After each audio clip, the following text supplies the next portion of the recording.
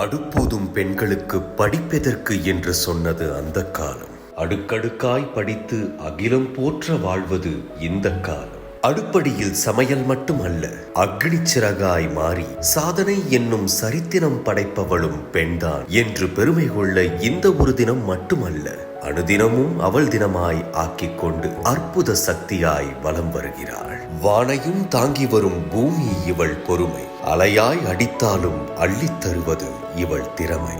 அன்றைய பெண்மை அடுப்படியில் முடங்கி திடுப்படியில் ஒடுங்கி கிடக்க, அம்மியில் அரைப்பதும் அடுக்களை துடைப்பதும் அடுத்தவர் இன்புற வாழ்வதும் எடுத்த பிறவியில் இதுதான் பணி என ஏங்கி கிடந்தது.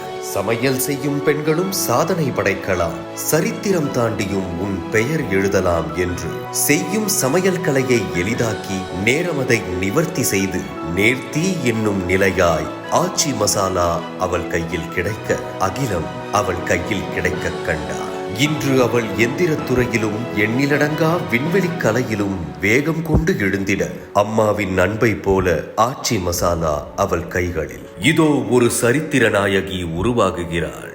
மாதவம் செய்தாலும் மாதவள் மகத்தானவள் என்பதை இந்த மாநிலம் உணரட்டும். ஆச்சி மசாலாவின் அன்பான மகளிர் தின நல்வாழ்த்துக்கள்.